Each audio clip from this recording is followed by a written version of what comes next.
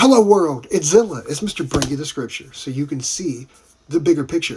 We're going to jump back into the book of Hebrews, chapter 11, and we're going to finish it off starting at verse 23. The faith of Moses. By faith Moses, when he was born, was hidden 3 months by his parents, because they saw he was a beautiful child, and they were not afraid of the king's command. By faith Moses, when he became of age, refused to be called the son of Pharaoh's daughter, choosing rather to suffer affliction with the people of God than to enjoy the passing pleasure of sin, esteeming the reproach of Christ greater riches than the treasures in Egypt. For he looked to the reward. By faith he forsook Egypt, not fearing the wrath of the king, for he endured as seeing him who is invisible. By faith he kept the Passover and the sprinkling of blood, lest he who destroyed the firstborn should touch them. By faith they passed through the Red Sea as by dry land, whereas the Egyptians attempting to do so were drowned. Let's read what the Bible ties to what we just read. The choice of faith. Moses stands as an example of what the life of faith is all about. He could have continued living as a prince in Egypt, having all the luxuries the world can offer, but he chose rather to suffer with the people of God, realizing that even the reproach of Christ is greater riches than the treasures in Egypt. The most that God has to offer is better than the best that the world can give.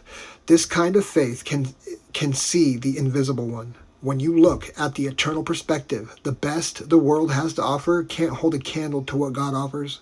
The choice should be easy. By faith, they overcome.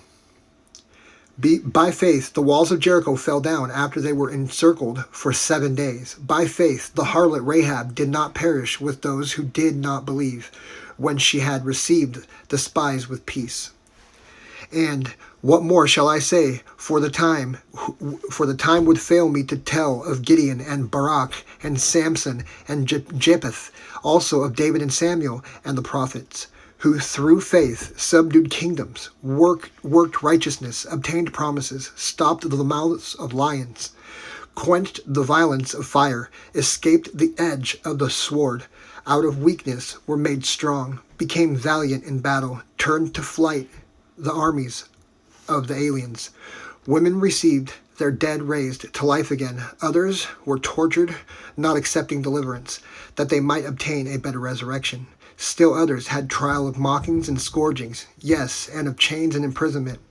They were stoned, they were sown in two, were tempted, were slain with the sword. They wandered about in sheepskins and goatskins, being destitute, afflicted, tormented, of whom the world was not worthy.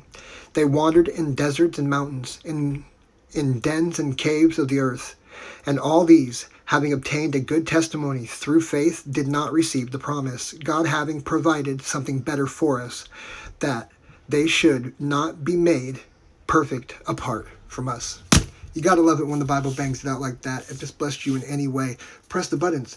If you want the rest of the chapter, just hop in the profile after. And we're gonna be back next time, right on time, to renew our minds on time. Love you guys.